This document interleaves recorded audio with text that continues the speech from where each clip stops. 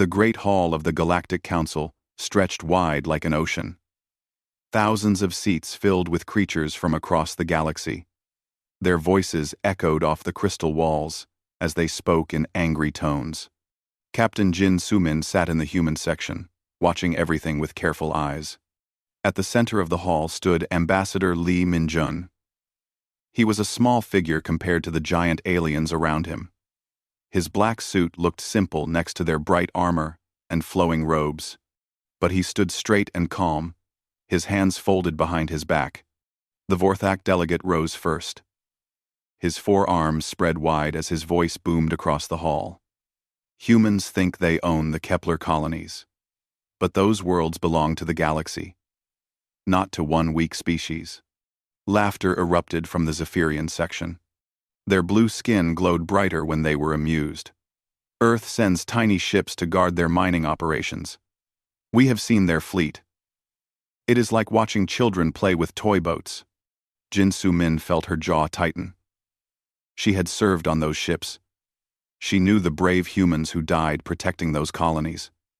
But she stayed silent, listening. The Krellian ambassador stood next.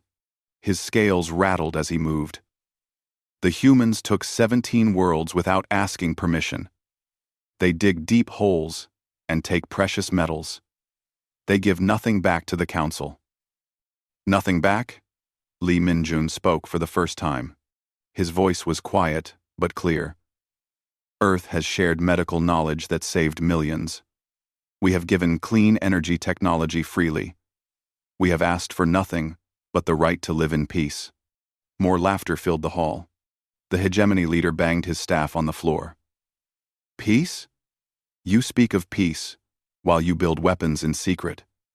Our scouts have seen your factories on the edge of human space. Jin Su-min knew about those factories. Every human knew. They built defensive systems because the galaxy was not a safe place. Pirates attacked human ships every month. Slave traders tried to capture human children. Earth had learned to protect itself. We demand the humans leave all colonies beyond their home system, the Vorthak delegate continued. These worlds will be divided among the proper powers of the galaxy, species that have earned the right to rule. The hall erupted in cheers and angry shouts. Different aliens called out their claims to human worlds. Jin Su-min heard them talking about her home on Kepler 442b, like it was a prize to be won. She thought about her parents' farm there, the school where her little brother learned to read, the hospital where Dr. Park saved lives every day. Lee Minjun waited for the noise to fade. And if Earth refuses? The hegemony leader smiled, showing sharp teeth. Then we will take what should have been ours from the beginning. The combined fleets of 6 major powers will move against human space. Your tiny navy will not stop us. We give you 48 hours, the Krellian ambassador added. Pack your belongings and leave, or we will remove you. Jin Su-min felt her heart racing. She knew Earth's fleet was small compared to the massive alien armadas. Humans had maybe 300 ships that could fight. The aliens had thousands. The Zephyrian delegate stood again. Perhaps we are too generous. Humans have proven they cannot be trusted with advanced worlds. Maybe they should stay on their original planet, never to leave again. Never %. Like animals in a cage, the Vorthak delegate agreed, safe and contained.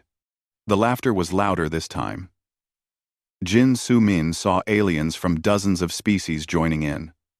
They found the idea funny. Humans trapped on Earth forever, never to explore the stars again. Lee Minjun looked around the hall. His face showed no anger or fear. The people of Earth will consider your proposal, Lee Minjun said carefully. We will give our answer within your time limit. Consider? The hegemony leader laughed. There is nothing to consider. You will obey or be destroyed. We understand your position, Lee Minjun replied. He bowed slightly, which made some aliens hiss in confusion. Human politeness always puzzled them. The council session ended with more angry words and threats. Jin Sumin watched as Lee Min-jun walked toward the exit. Other humans followed him, their faces worried and scared. She knew that feeling. Everyone was thinking the same thing. How could they fight the entire galaxy? As she left the Great Hall, Jin Sumin activated her communication device. The message came through immediately from Earth Command. All fleet commanders were to report for emergency briefing. All ships were to prepare for immediate deployment. She looked back at the council building one more time. Its tall spires reached toward the stars like grasping fingers. Inside, aliens were probably already planning how to divide up human space. They thought it would be easy. Humans were weak and few. What could they possibly do? Jin Sumin smiled grimly as she walked toward her transport. They were about to find out just how wrong they were. Earth had given its answer through the council. Now it was time to give the real answer. The one that would surprise everyone. The galaxy thought it knew humans. They had seen the small fleet, the peaceful colonies, the diplomatic words, but they had never seen what humans could do when their families were threatened. When their children's future was at stake, Jin Sumin boarded her ship and set course for the rally point. Behind her, the council continued its celebration. They had 48 hours to enjoy their victory.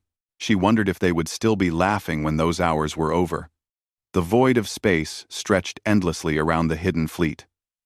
Ships appeared from nowhere as their stealth systems shut down. Jin Sumin watched from her bridge as hundreds of vessels took their positions. Each one was larger and more advanced than anything the galaxy had seen from Earth before.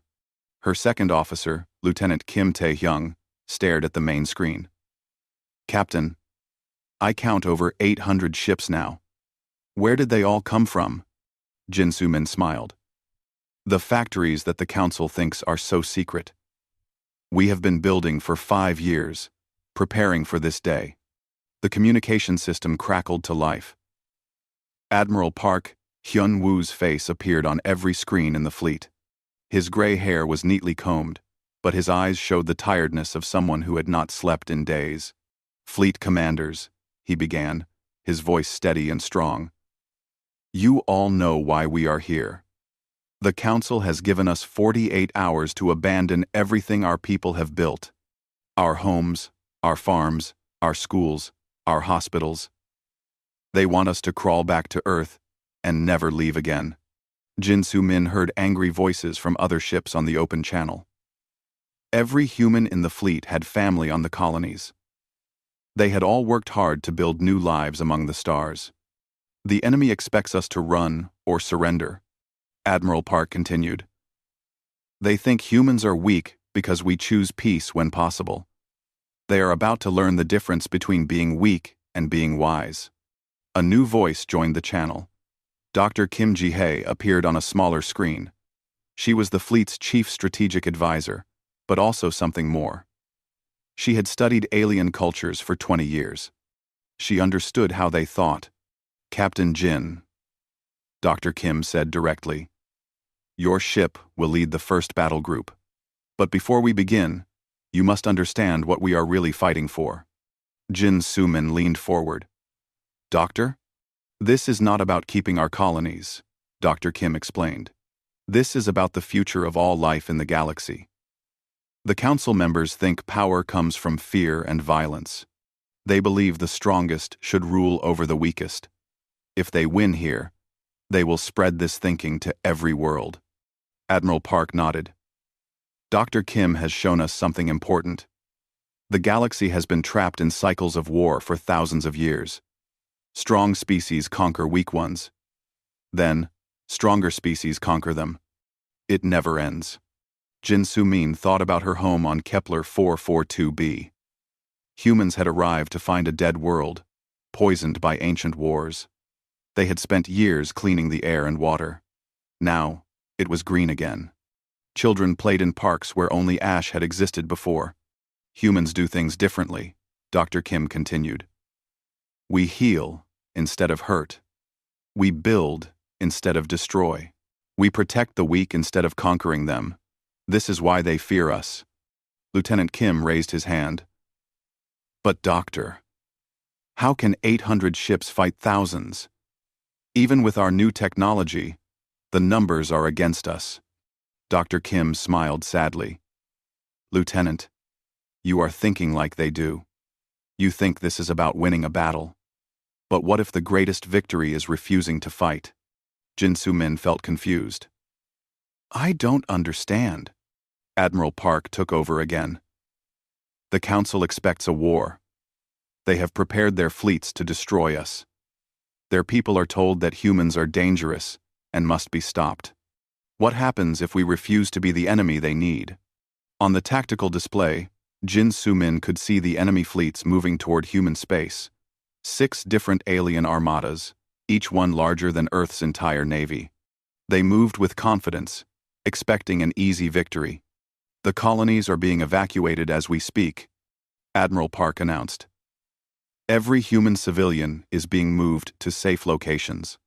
Our mining operations are shutting down. Our orbital stations are being abandoned. A chorus of confused voices filled the communication channel. Abandoned?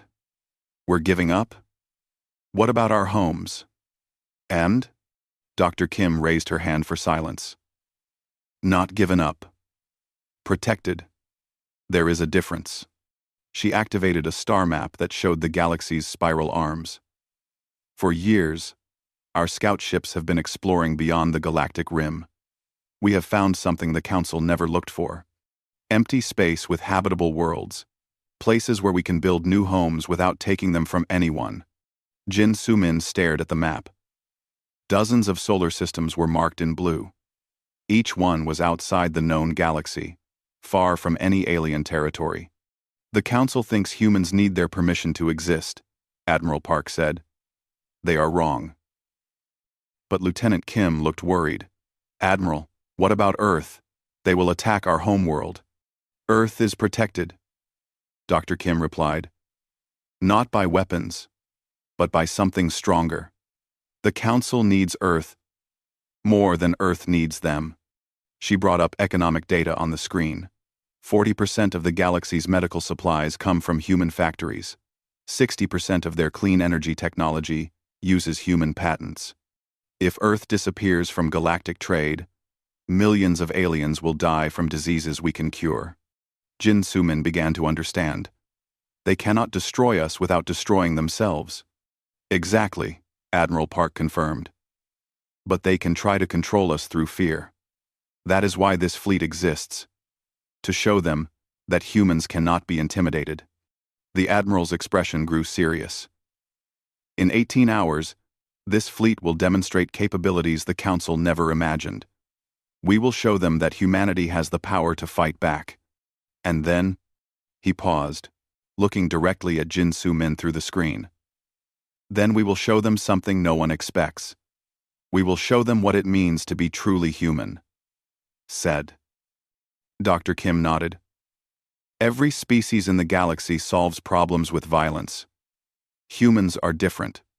We solve problems by changing the rules of the game. Jin Soo-min felt her heart beating faster. She was beginning to see the real plan. It was not about winning a war. It was about ending the need for war completely. Prepare your ships, Admiral Park ordered. Check all systems. Rest if you can. Tomorrow will change the galaxy forever. As the communication ended, Jin Soo-min looked out at the massive fleet around her.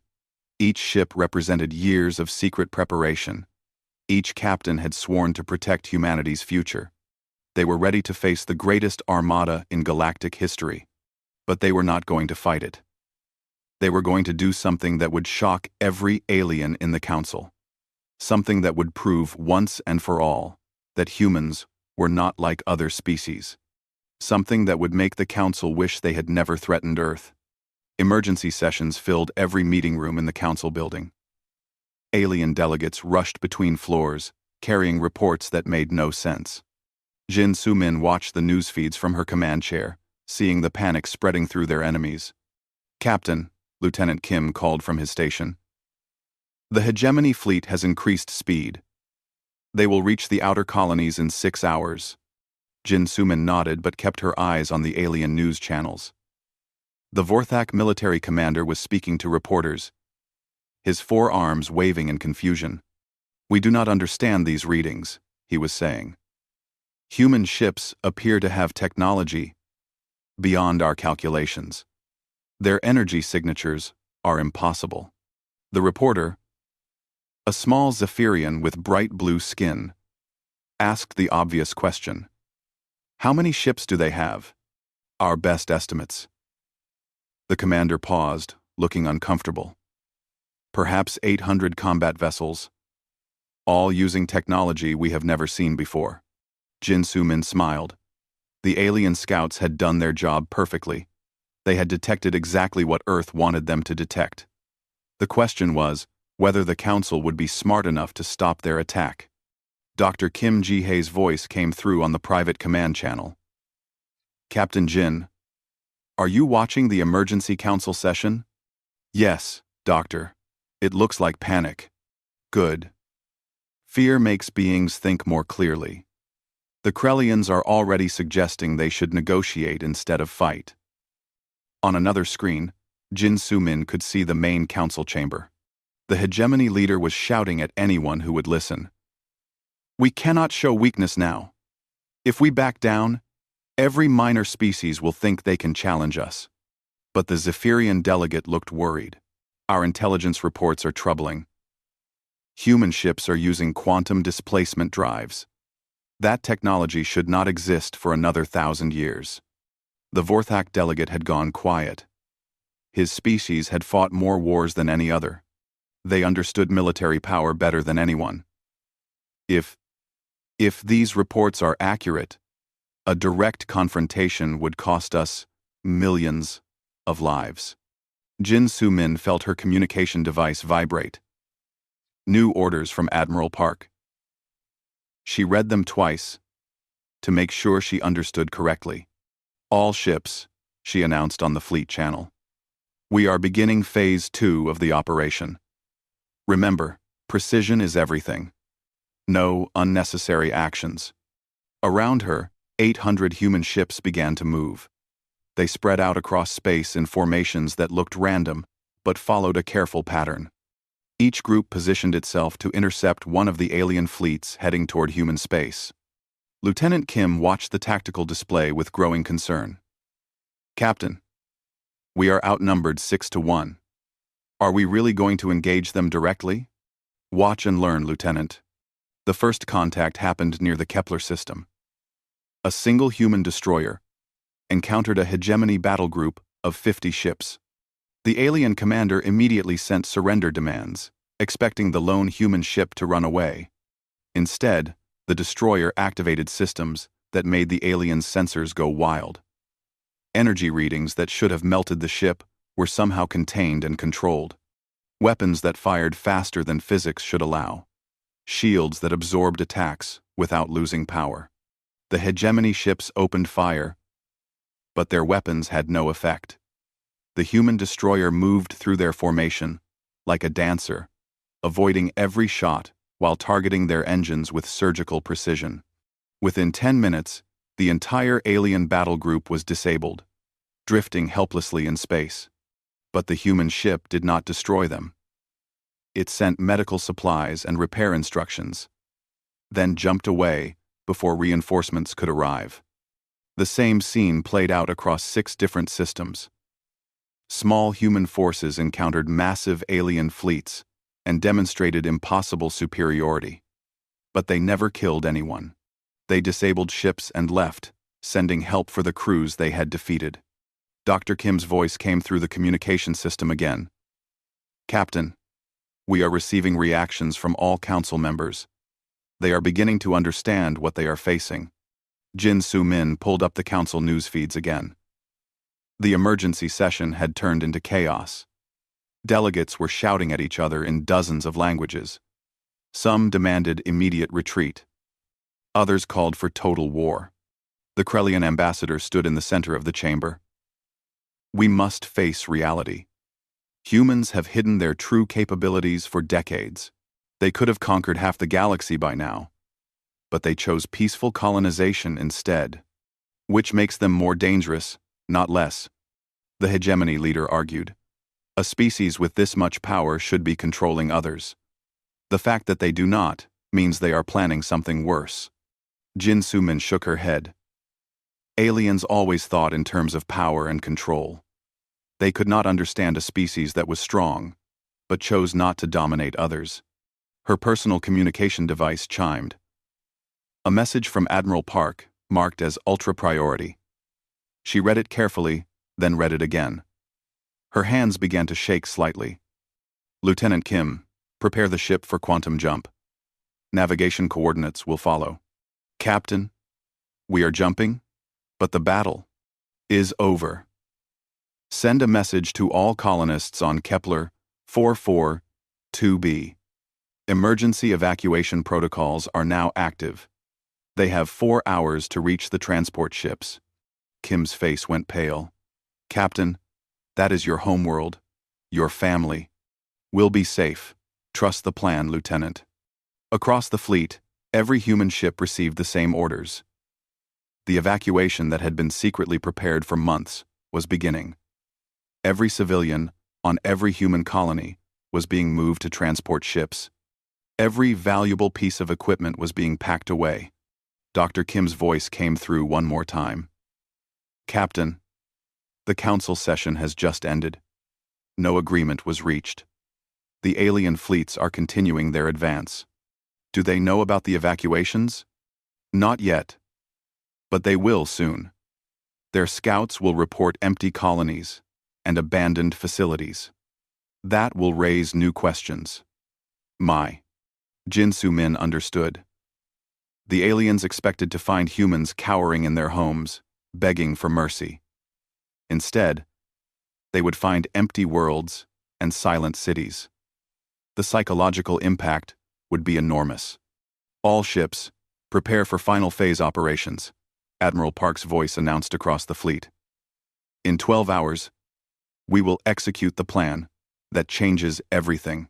Check your quantum drive systems one more time. Where we are going, no one has ever been. Jin Su-min looked at the star map showing their destination. Beyond the galactic rim, far from any alien territory, waited empty solar systems with planets that could become new homes. Earth's secret exploration missions had found dozens of suitable worlds. The Council thought this was about controlling territory. They were wrong. This was about something much more important. This was about proving that intelligent beings did not have to fight over resources. The galaxy was vast enough for everyone. Captain, Lieutenant Kim said quietly, what if they follow us? What if they track our quantum signatures? Jin Su-min smiled. Then they will discover something amazing. They will find humans building new worlds instead of destroying old ones. They will see cities rising instead of burning. They will watch us prove that there is a better way to live among the stars. The countdown to their departure had begun. In a few hours, the human fleet would vanish from known space, taking the colonists to safety and freedom. The Council would be left with empty worlds and unanswered questions. But more importantly, they would be left with a choice. Continue their endless cycles of war and conquest, or learn from the humans who chose a different path. Dawn came to the Council homeworld as alarms echoed through every military command center.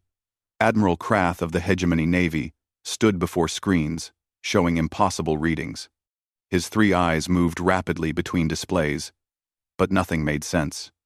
Report, he demanded, his voice tight with confusion. Sir, the human fleet was positioned here 12 hours ago. His aide pointed to empty space on the tactical screen. 800 ships, confirmed by multiple sensor arrays.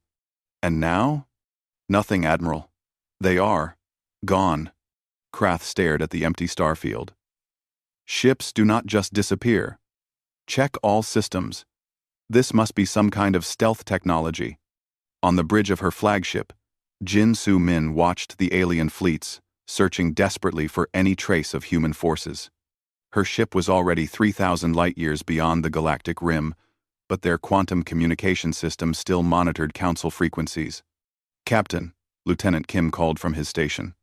The Vorthak fleet has spread across 6 systems looking for us. They are scanning every asteroid field. Let them look, Jin Soo-min replied. They will not find what they are searching for.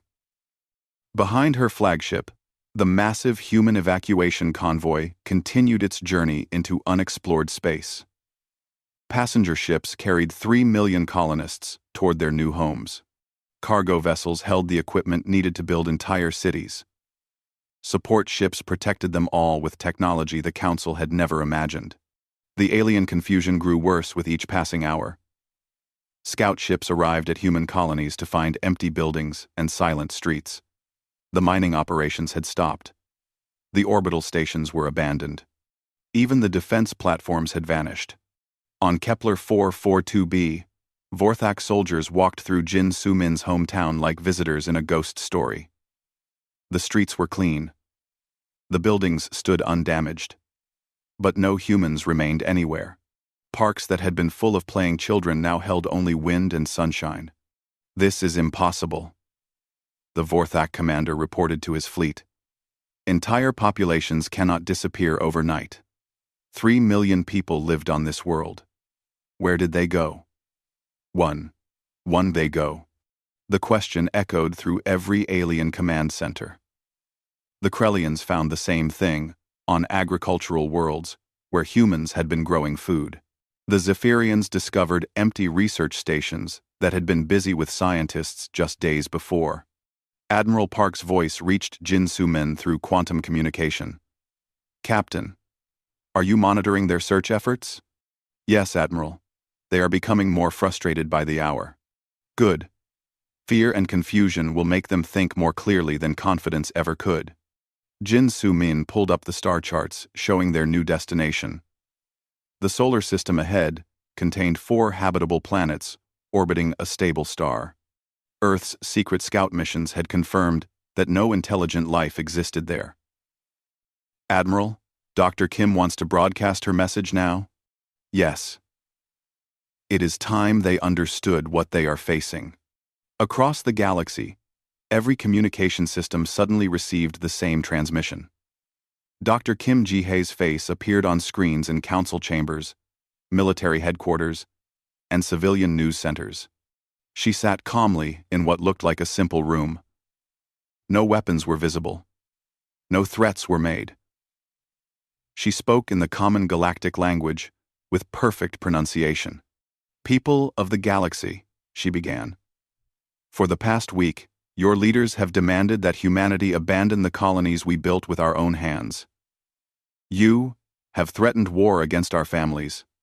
You have called us weak and unworthy of the stars. On a dozen worlds, alien leaders watched with growing unease. This human looked nothing like the terrified refugee they had expected to see. We want you to understand something important, Dr. Kim continued. We could have fought you. Our technology is more advanced than you know. Our military is stronger than you calculated. If we had chosen war, your fleets would have been destroyed in hours. Admiral Krath felt his blood go cold. The human's voice was gentle, but absolutely certain. This was not a boast. This was a simple statement of fact. But we made a different choice, Doctor, Kim said. We chose to leave instead of fight. We chose to find new worlds instead of taking yours. We chose to build our future rather than destroying yours. The transmission showed images of the evacuation. Massive transport ships carrying millions of humans safely away from the conflict zone. Children looking excitedly at star maps, showing their new homes. Families packing belongings with calm efficiency rather than panic. You see, we discovered something your species have not learned. The galaxy is vast. There are more worlds than any single species could ever use. More resources than anyone could ever need. The only reason for war is if you believe someone else's success threatens your own. Jin Soo-min watched the alien news channels as the broadcast continued. Reporters were trying to understand what they were seeing. Military experts were calculating the implications. Political leaders were beginning to panic. Humans do not believe that, Dr. Kim explained. We know that the success of others makes everyone stronger. When we cure a disease, we share the medicine freely. When we develop new technology, we offer it to anyone who needs it. When we find empty worlds, we invite others to join us in peaceful exploration. The images changed to show human colonies before the evacuation. Clean cities with beautiful parks. Hospitals where human doctors treated aliens alongside their own species. Schools where human and alien children learned together. This is what you chose to destroy, Doctor, Kim said sadly. Not because you needed those worlds for survival. Not because we threatened your security. But because you could not accept that different species can live differently. Admiral Krath realized what was happening. This was not surrender. This was something far more dangerous. This was moral superiority demonstrated through action. The human fleet you have been searching for is gone, Doctor, Kim confirmed. We have withdrawn from the galaxy completely. Our colonies are empty. Our trade agreements are cancelled. Our medical aid programs have ended. She paused, letting the implications sink in. You wanted us to leave. Congratulations. You got what you asked for. The transmission ended, leaving billions of aliens staring at blank screens. In the silence that followed, the reality of the situation began to dawn on them. Jinsu Min smiled as she watched the panic spread through alien communication networks. The Zephyrians were the first to understand. 40% of their medical supplies came from human factories. Their hospitals would run out of life-saving drugs within weeks. The Krellians were slower to react. But their government's budget computers were already showing the crisis. Human trade had represented 60% of their economy. Without it, their civilization would face collapse within months. Even the mighty hegemony began to feel the effects. Their military used human-designed quantum communicators. Their ships relied on human-invented power systems. Their colonies depended on human agricultural techniques. All ships, Admiral Park announced to the human fleet. Quantum jump in 30 minutes. Our new home awaits. Jin Su-min looked back toward the galaxy they were leaving behind. Somewhere in that spiral of stars, alien leaders were finally beginning to understand the price of their aggression. They had threatened humanity's children and demanded humanity's surrender.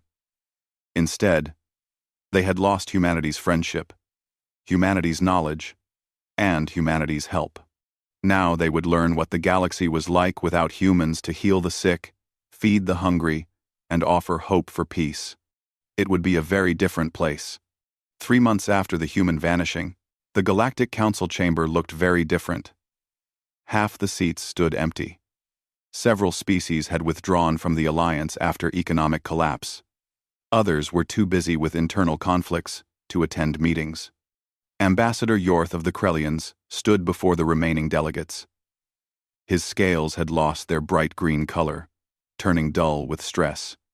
The medical crisis is spreading.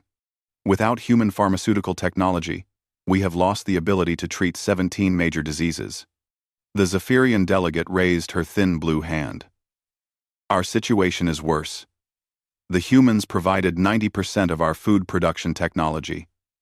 Our colonies are facing starvation. In the Vorthok section, only 3 delegates remained where once there had been 12. Their empire had fractured when trade routes collapsed. Minor species that had been peaceful subjects for centuries were now demanding independence. Admiral Krath, promoted to military governor after the previous leadership's resignation, delivered his report with obvious reluctance. The search for human refugees has been unsuccessful. Our scouts have found nothing beyond the galactic rim. They appear to have vanished completely. 6 months earlier, this news would have been celebrated as victory. Now, it felt like watching hope disappear into the void.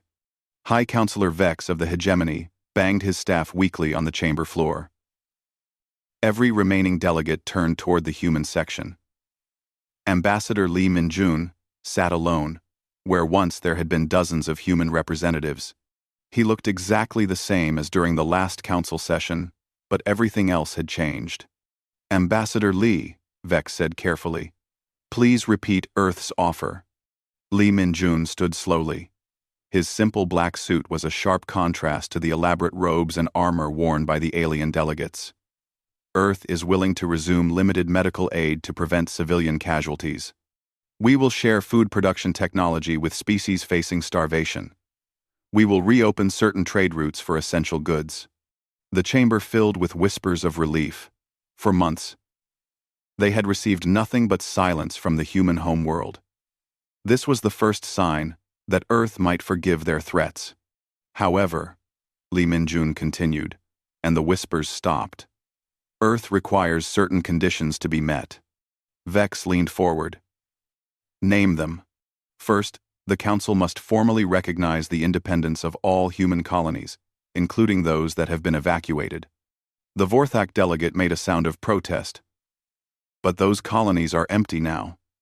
They have been abandoned." "2. Lee Min-jun smiled slightly. "Have they?" He activated a holographic display showing star charts of the galaxy's outer rim. Dozens of systems were marked with human symbols. "The colonies you demanded we abandon are being rebuilt in new locations. Better locations.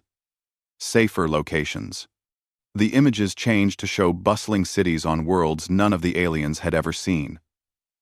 Clean, efficient settlements with advanced technology. Humans working alongside other species who had chosen to join them in their exile. Several minor species have requested permission to relocate to human space, Lee Min-jun explained. The Telari, tired of being conquered by larger powers. The peaceful Mindari, whose homeworld was destroyed by mining operations. The aquatic Silthens, looking for cleaner oceans. Admiral Krath felt his stomach sink. "How many species have joined you?" 47 at last count. All species that prefer cooperation to domination. All species that believe in building rather than taking. The hologram showed vast orbital stations where humans and aliens worked together on projects that dwarfed anything the Council had ever achieved. Medical research centers developing cures for diseases that had plagued the galaxy for millennia. Agricultural laboratories creating food that could grow on any world. Energy systems that could power entire civilizations without environmental damage. Counselor Vex spoke with visible effort. "What other conditions does Earth require?" "Second," Lee Min-jun said, "the Council must establish a new code of conduct for interspecies relations. Wars of conquest are to be banned. All conflicts must be resolved through negotiation or arbitration." The remaining alien delegates looked at each other uncertainly. For thousands of years, the strong had ruled by conquering the weak. It was the natural order of the galaxy. How could it be changed? Third, any species wishing to join the human alliance must contribute to the common good, share technology freely, provide aid to those in need, protect those who cannot protect themselves. The Krellian ambassador raised a trembling hand. "Ambassador Lee, what about species that cannot meet these conditions? What about those who have already committed acts of aggression?" Lee Min-jun's expression remained calm and professional. "Redemption is always possible, but it must be earned through actions, not words." He showed new images on the holographic display. Human medical ships treating wounded soldiers on both sides of a Vorthak civil war. Human engineers rebuilding infrastructure destroyed by hegemony raids. Human teachers establishing schools on worlds where children had known only violence. "Humans do not seek revenge," Lee Min-jun explained. "We seek transformation. We want to help all species discover what they could become if they chose cooperation over conquest." Admiral Krath stood suddenly. His military training rebelled against everything he was hearing. "This is impossible. You are describing a fundamental change in galactic civilization. Species do not simply abandon their nature." "Do they not?" Lee Min-jun asked quietly. "The Mindari were once a warrior race that enslaved others. They learned to choose peace. The Telari were pirates and raiders for centuries. They learned to choose protection of the innocent. Humans themselves once fought endless wars on their home world. We learned to choose cooperation. The hologram showed Earth's history in fast motion. Ancient wars giving way to peaceful cooperation. Weapons being turned into tools. Military resources being redirected toward exploration and discovery. Change is not only possible, Lee Min-jun continued. It is inevitable. The question is whether it comes through learning or through collapse. Counselor Vex looked around the half-empty chamber. Several delegate seats had small signs reading, "Government in Exile," or "Under Reconstruction." The galaxy was indeed collapsing, just as the human had predicted. If we agree to these conditions, Vex asked desperately, will the human colonies return? Will Earth rejoin galactic civilization? Lee Min-jun considered the question carefully. Earth will always be part of galactic civilization. But humanity's future lies beyond the old boundaries. We have found something better than conquering existing worlds. We have found the joy of creating new ones. The images changed one final time, showing a vast view of space beyond the galactic rim. Hundreds of star systems glowed with the lights of new settlements. Ships moved peacefully between worlds, carrying trade goods and knowledge instead of weapons. Children of dozens of species played together in parks under alien suns. This is what we offer, Lee Min-jun said. Not just trade agreements or military alliances. We offer the chance to be part of something greater than yourselves. Something that grows stronger when others succeed. Something that solves problems by expanding possibilities rather than limiting them. He sat down, leaving the chamber in silence. For long minutes, no one spoke. The alien delegates stared at the images of human achievement, trying to understand how their threats had led to this outcome. Finally, the Krellian ambassador spoke. When can we send a delegation to see these new colonies? Whenever you are ready to learn instead of conquer, Lee Min-jun replied. And if we choose not to change?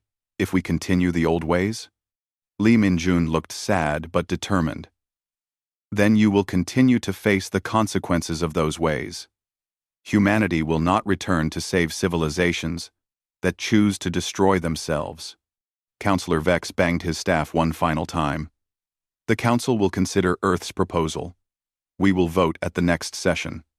As the meeting ended, the remaining delegates filed out slowly. They had come expecting to dictate terms to a defeated enemy.